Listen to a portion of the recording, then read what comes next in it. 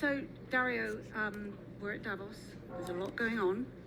But I wanted to start with a big picture question, which I'll characterize like this. It feels to me that this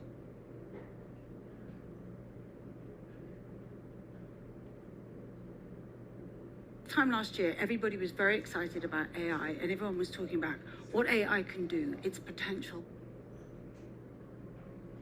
its capabilities. It feels to me as though the debate has shifted somewhat this year to be less what can AI do to what is AI doing to the world. And I know that you think a lot about these things. So my question is, do you think businesses, policymakers, governments, whatever, are doing enough to prepare for the impact? No. I'll explain the longer version now. I've been watching this field for 15 years, and I've been in this field for 10 years. And one of the things I've most noticed is that there's been the actual trajectory of the field has been surprisingly on the same trajectory, whereas the kind of public opinion and the reaction of the public has oscillated wildly. I would say that in two different ways. One is the capabilities of the technology. Every 3 to 6 months, we have this reversal of polarity, where the media is incredibly excited about what the technology can do. It's going to change everything, and then it's all a bubble. It's all going to fall apart. And what I see is this smooth exponential line where, similar to Moore's law for compute, we basically have a Moore's law for intelligence, where the model is getting more and more cognitively capable every few months. And that march has just been constant. The up and down, we invented a new thing, it's all going to crash, it's hitting a wall, it's going to go crazy. That is a public perception phenomenon. That's on the capability of the technology. I think there's a similar thing on the polarity of whether the technology is good or bad. In 2023 and 2024, there was a lot of concern about AI, right? There was, concern AIs are gonna take over. There was a lot of talk about AI risk, AI misuse. Then in 2025, the political wind shifted, as you say, to AI opportunity. And now they're sort of shifting back. And I think throughout all of this, the approach that I have tried to take and the approach that Anthropic has tried to take is one of constancy, of saying that there is balance here.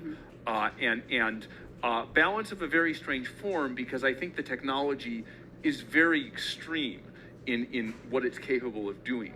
But I think its positive impacts and its negative impacts, that they both exist, right? I wrote this essay, Machines of Loving Grace, about a year and a half ago. It had a very radical view of the upside of AI, that it would help us to cure cancer, eradicate tropical diseases, kind of bring economic development to parts of the world that haven't seen it.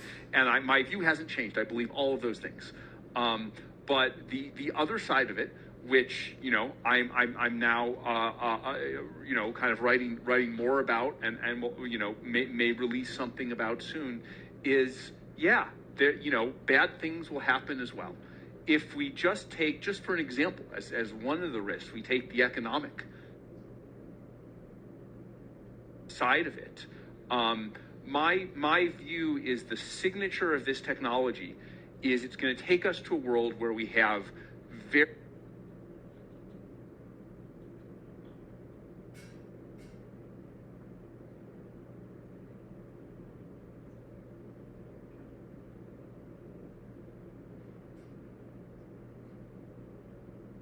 high GDP growth and potentially also very high unemployment and inequality.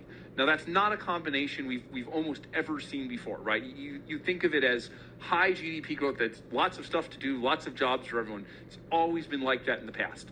We've never had a technology that's this disruptive. So the idea that we could have 5 or 10% GDP growth, but also 10% unemployment, it's not logically inconsistent at all. It's just never happened that way before. And I'm really quite for those both reasons, excited and worried. If I take an example, something like AI coding,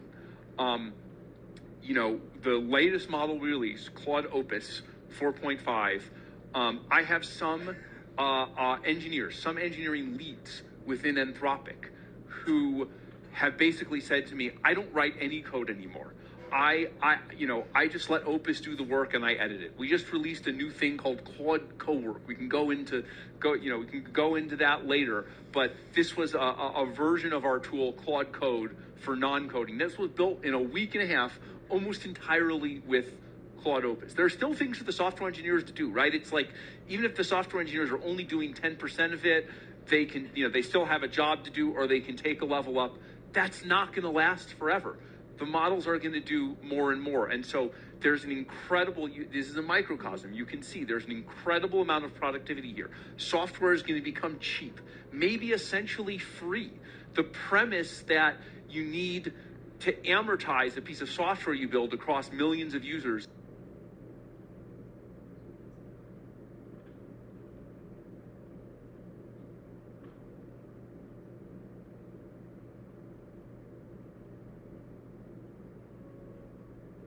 that may start to be false. Like, for the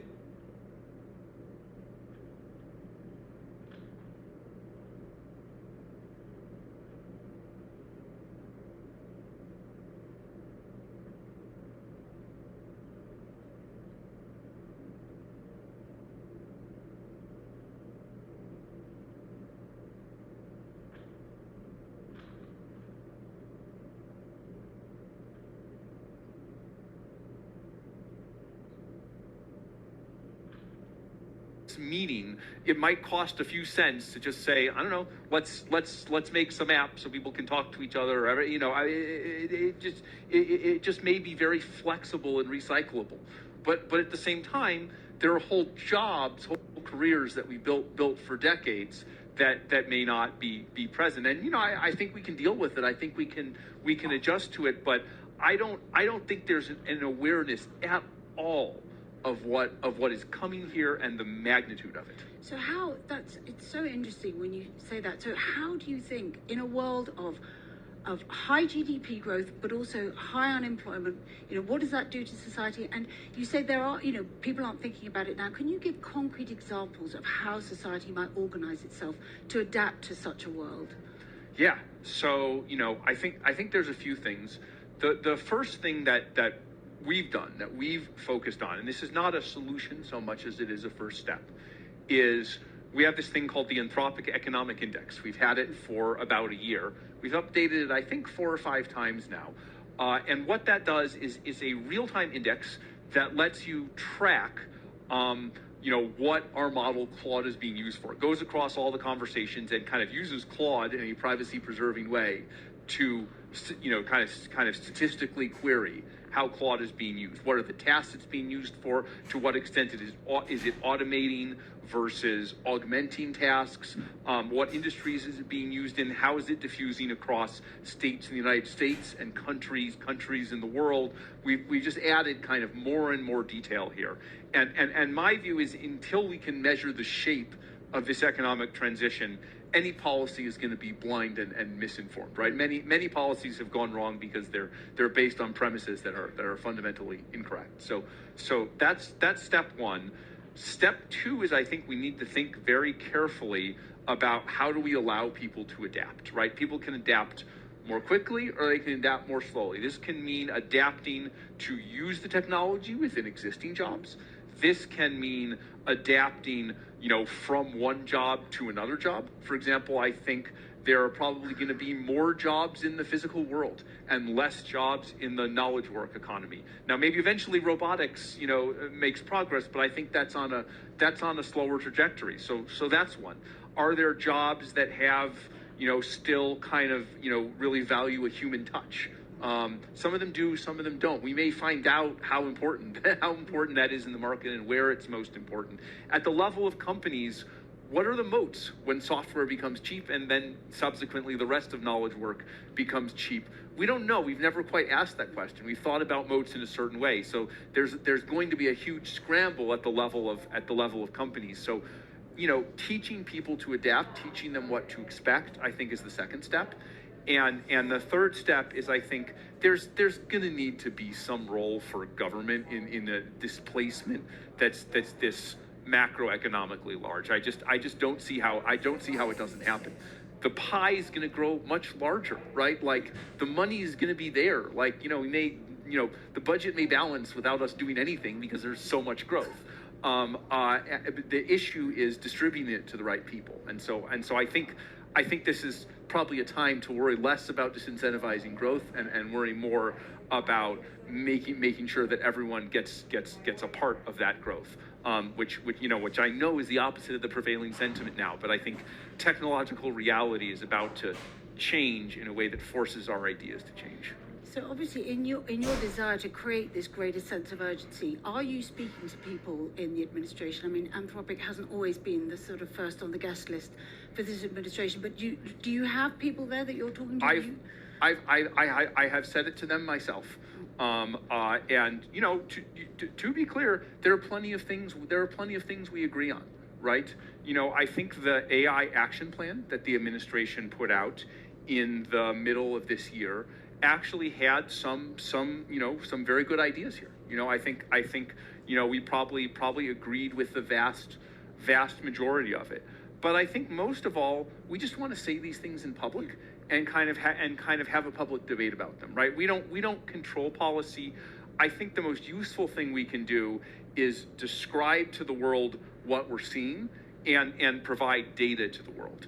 And then it's left to the public in a democracy to take that data and to use it to drive policy. We can't drive policy on our own. Are you going to be talking to officials while you're here? Have you been along to USA House yet? I've not been to USA House. I will be talking to officials during my trip to Davos.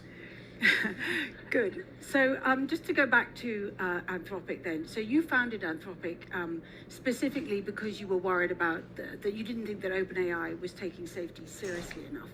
Now, some people say that, the competitive pressures mean that you've gone more hawkish now. I mean, are those competitive pressures, to keep up with China, and keep ahead of China, all the rest of it, do you think they have compromised your safety principles? So we've taken a very different route than some of the other players have. I think one of the good choices we made early was to be a company that is focused on enterprise rather than consumer. And I think, it's very hard to fight your own business incentives. It's easier to choose a business model where there's less need to fight your own business incentives. So, I have a lot of worries about consumer AI that it kind of leads to needing to maximize engagement. It leads to slop. We've seen a lot of stuff around ads from some of the other players. Anthropic is not a player that works like that or needs to work like that.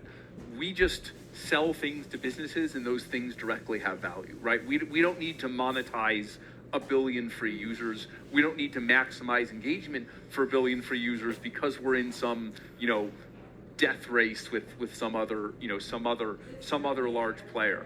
And so I think that has let us think more carefully. But even with that, we have made sacrifices. We do all these tests on our models that others have not done. Some other players have done them, but I think we've been the most aggressive in when we run tests that show up certain behaviors in our model. These things around deception, blackmail, sycophancy that we show in tests and that are present in all of the models. But we make sure to always talk to the public about these things. We pioneered the science of mechanistic interpretability for looking inside models. So, have we been perfect? Of course not. I think we've done a generally good job. I mean, you mentioned China. I think that's not about competition. That is about actually the public benefit mission. I'm worried that if autocracies lead in this technology, it will be a bad outcome for every single person in this room. What are your specific concerns there? Is it about the chips? About sharing data around chips, or? Yeah, well, the kind of means is selling the chips, right? That's thing that I think will have the most impact on who is ahead and who's not. But the concern, and it's not about any particular country, or certainly not the people in any country. It's about a form of government. I am concerned that AI may be uniquely well suited to autocracy and to deepening the repression that we see in autocracies. We already see it in the kind of surveillance state that is possible with today's technology. But if you think of the extent to which AI can make individualized propaganda, can break into any computer system in the world, can surveil everyone in a population, detect dissent everywhere and suppress it, make a huge army of drones that could go after each individual person. It's really scary. It's really scary, and we have to stop it. But again, is that something that you feel governments aren't paying enough attention to? I mean, I think it's fair to say that obviously different countries think of themselves as having geopolitical adversaries, but the specific focus on we don't want autocracies to get this powerful technology, and we should have targeted policies. Like, we don't need to fight them. Like, we just need to not sell these chips. I think there's not enough focus on that. Mm-hmm. I want to talk a bit more about Claude, because I think it's fair to say it's having a real moment. I mean, it's having a moment. It is having a moment, and we recently reported on how engineers and regular users are getting Claude pilled. And I just wondered how you feel about the state of the business today versus a year ago. Yeah, I mean, this is one of these things that's been, the growth of the business has been fast, but kind of on the same smooth exponential curve as the technology. So we have this revenue curve that in 2023 went from 0 to roughly 100 million. Went in 2024 went from roughly 100 million to roughly billion. 2025 went from roughly a billion to roughly 10 billion. Not exactly; these are rounded numbers, but that is roughly it. Through that, if you go on Twitter, every couple months it's like, oh my God, Anthropic's changing the world. Oh my God, Anthropic's totally destroyed. Just the excitability of the moment. But we just watch it, and we watch this curve. It's fast. It's constantly progressing. It's given us confidence. We never know for sure if it's going to continue. It might not. But that has been empirically what we have observed the whole time. And then there are these moments where, even though the curve is smooth, there's a breakout moment. And so right now, I think there's a breakout moment around Claude Code among developers. This thing about being able to make whole apps and doing things end to end. Again, that advanced gradually, but with our most recent model, Opus 4.5, it just kind of reached an inflection point, right? Where the improvement was gradual, but it's just like you boiling the frog. You see the gradual improvement, and then there's a specific point at which suddenly that's the point people notice. I think the second thing that has maybe accelerated that further is we looked at Claude Code, and one of the things we noticed is there were a lot of people inside Anthropic and outside Anthropic who were not technical, but who realized that Claude Code could do these incredible agentic tasks for you. It couldn't just write code, it could also organize your to-do list, or plan your projects, or organize your folders, or process a bunch of information and kind of summarize. So the idea that not just a chatbot but agentic tasks were needed. Non-technical people were realizing it, and they wanted it so much that they were wrestling with the command line, right? Non-technical, they have no reason. If you're not a programmer, it's such a terrible interface to use if you're not a programmer. But people were going through and using it anyway. And so I looked at that and I said, that looks like unmet demand. And so we used Claude Code, again, like 2 weeks, to make basically kind of a version with a better UI that's customized for tasks other than code. And we released it, and within like a day it had like most of the metrics on it were like 4 times as much as anything we'd ever released. So those are the two moments. I don't know that these are new capabilities, but there was just one of these kind of consensus moments where people got really excited, and it's driving adoption really fast. I think people are catching up to what the technology is capable of because it's reached a certain point and because we built interfaces that have made it accessible. Can you tell us a bit about how you personally, in your life, your family life, use agentic AI? Yeah. So, when I'm writing like, an essay or something, or like, things I say in front of the company, I feel like a fair amount of my job is writing. And so I kind of I have Claude, come up with sources, help me with my writing, that kind of thing. And then obviously you're having this great moment, and I think it's widely expected that you're going to IPO this year. Can you tell us a bit about your plans for that? Yeah, I mean, we don't know for sure. We don't know for sure what we're going to do, and I would say we're more focused on just keeping the revenue curve going, making the models better, selling the models to people, warning about the societal impacts and bringing the good societal impacts. So that's kind of the highest priority right now. But I'm not saying anything novel if I say that this is an industry with very high capital demands. And that there's only so much at some point that the private markets can provide. So another model that's absolutely having a moment is Gemini, and yes. It's surged to the top of the App Store recently, and OpenAI declared code red, and so everyone got very excited about that. Do you worry about your ability to compete against Gemini, given the sheer size of Google? So I think this is another place where just being different helps. So, the enterprise strategy, Google and OpenAI are fighting it out in consumer, right? It is existential to both of them. Existential to OpenAI because that's their whole business. Existential to Google because they have the search business, and that's what's being disrupted by this. So they need to, replace themselves and fight the disruption. So that's always their first priority.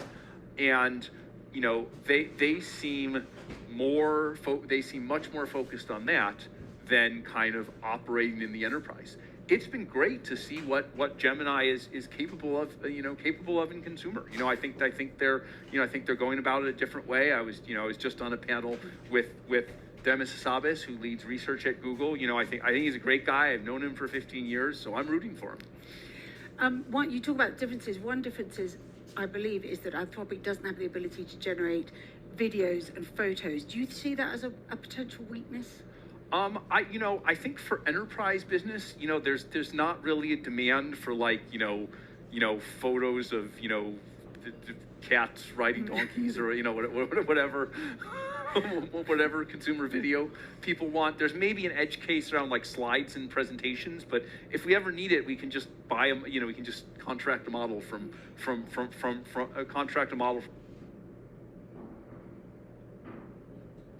someone else. So, I don't know what will happen.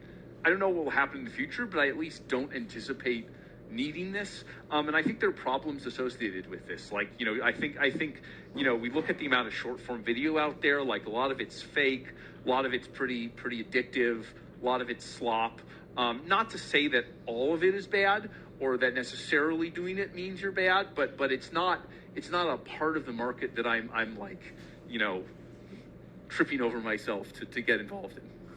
You mentioned that you were on a panel with Demis Hassabis, and when we were chatting earlier yesterday, you said something that I thought was very interesting, that scientists are approaching the AI era, or scientists who are leading these big AI companies are approaching the era differently from sort of tech entrepreneurs. Can you say a bit more about what you mean by that? Yeah, well, so, when you think about this technology, it's really the intersection of research that has been going on for many decades, much of which was academic in nature until a decade and a half ago, and the kind of scale needed to develop and deploy these technologies over the last decade and a half, which has only come from the large scale kind of internet and social media companies, right? They have the infrastructure, they have the cash. So we've seen a world in which some of the companies are essentially led by people who have a scientific background. That's my background, that's Demis's background. Some of them are led by the generation of entrepreneurs that did social media. And I think that's very different. That, scientists, there's a long tradition of scientists thinking about the effects of the technology they build, of thinking of themselves as having responsibility for the technology they build, not ducking responsibility, right? They're motivated in the first place by creating something for the world, and so then they worry in the cases where that something can go wrong. I think the motivation of entrepreneurs, particularly the generation of social media entrepreneurs, is very different. The selection effects that operated on them, the way in which they interacted with, you might say, manipulated consumers, is very different. And so I think that leads to different attitudes. Now we've been taking some questions from readers who submitted their questions online, but before we do that, I just wanted to ask you one more thing, which is that, again, big picture, tensions are running very high at the moment between the US and the EU. Do you wonder about how that might impact how you operate your business should things escalate? Look, I mean, we have always, we only speak for ourselves. We've always thought of ourselves as kind of our own thing, and independent, right? We don't go out of our way to be for or against anyone. But when we disagree on policy, we say so. When we agree on policy, we say so. And we really keep it focused on AI. And so, I haven't seen any reluctance from folks in other parts of the world to work with us, right? We're our own thing. We're providing AI models. We try to do that responsibly. I mean, there's been a lot of talk this week about AI sovereignty. I'm not entirely sure what, everybody seems to have I don't know what it definition. means either. Oh, you don't have your own definition? Do you want to help me finish screwing about so I can make it while you do this? We have solicited questions from readers online. So I'm going to start now with one from Trevor Loomis. And his question is, what is the single most important technical breakthrough still missing to make frontier AI reliably safe and controllable in real-world deployment? So I think we need to make more progress on mechanistic interpretability, which is the science of looking inside the models. One of the problems when we train these models is that we don't know, you can't be sure they're going to do what you think they're going to do. You can talk to the model in one context, it can say all kinds of things. Just as with a human, that may not be a faithful representation of what they're actually thinking. If they tell you, I'm doing X because Y, they might be doing X for a completely different reason. They might be lying about doing X. Like, we're very used to these problems with humans, but they exist with AI as well. And so any kind of phenomenological testing or training, we can't be certain of. But similar to how, you can learn things about human brains by doing an MRI or an X-ray that you can't learn just by talking to a human, the science of looking inside the AI models, I am convinced that this ultimately holds the key to making the models safe and controllable, because it's the only ground truth we have. Right. Okay. I have another question here from Jim O'Connell.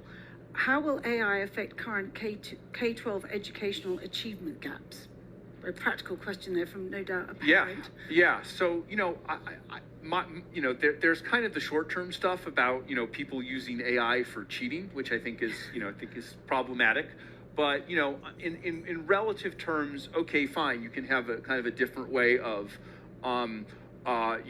teaching using AI, and we've thought about that. We've released versions of Claude for education that are kind of designed around that. But I think the harder problem behind that is, okay, what skills are we actually teaching in the world of AI? What does education look like in the world of AI? And it's not so easy because the disruption is broad, and we don't, if someone asks me what career should I go into, the uncomfortable truth is I'm not sure. I can't tell the direction that it's going to go yet. I will say that I think we should go back to some concepts that we had earlier about education. Like we've had a very kind of like economically inflected, almost mercenary notion of education. And I think one of the things that we should do is we should maybe move away from that notion back to the idea that education is designed to shape you as a person, is designed to build character, is kind of designed to enrich you and make you a better person. I think that's actually a safer foundation for education in the future. That sounds, I'm rather envious of the kids who are yet to be educated. It's the kind of education I think we'd all have liked to have. So to be fair to everybody in the room then, I think we've got time for one question, if anybody would like to ask a question. Yeah? This lady here. Yeah, no, here's the mic. I wanted to ask, from a point of view of the AI labs, what kind of responsibility do you hold when there are economies, countries, and people that are being left behind? Would that expand into structurally involving them, slowing down, or actually making sure that they're not being left out? Yeah, I worry about that on a whole bunch of scales. And it's not just country versus country. Certainly I worry about the developing world versus the developed world. Where sometimes the developing world will get passed by technological revolutions, but I also worry about divisions within a country. It has occurred to me as I've looked across our customers, as the startups are so fast to adopt AI, and the traditional enterprises, because they're bigger, because they do a specific thing, they move much slower. And we can see it in our economic data. We can see the diffusion of the technology from states within the US that adopted quickly and states that move slowly. It is diffusing, it's getting out there, but there's no question that there's a differential here. If I were to describe the nightmare, and then I'll try to describe some, what I think of as the solutions. The nightmare would be that there's like this emerging zeroth world country of like 10 million people that's like 7 million people in the Bay, in like Silicon Valley, and 3 million people kind of scattered throughout. That is kind of forming its own economy and is becoming decoupled or disconnected, right? Maybe the 10% GDP growth looks like 50% GDP growth in that part of, like, this technology is so crazy it can pull things apart that way. I think that would be a really bad world. I would almost say that is a dystopian world, right? And we should think about how to stop that. There are, a number of things Anthropic is thinking about or doing. One is, as regards the developing world, we are starting to do a lot of work around public health. We've announced stuff with, Rwanda Ministry of Education. We're doing a lot of work with the Gates Foundation. I wrote about this in Machines of Loving Grace. It would be really great to get these fast economic growth rates, which in theory should be even faster because it's catch-up growth, in the developing world that I predict we're going to get in the developed world. Within countries, we need to think about, how not to have a part of the world that just kind of decouples, right? How do we get the economic growth to Mississippi that is coming to this contained area of Silicon Valley? And so, there we've done work around kind of economic mobility and economic opportunity. But I think both of these, again, are going to need to have some involvement of the government. We're going to find that ideology will not survive the nature of this technology. It won't survive reality. The things I'm talking about, while you could today say, oh yeah, they're like politically coded in some way, they're going to become bipartisan and universal because everyone will recognize the necessity of it. Just mark my words. We come back, if not next year, the year after, everyone's going to think this.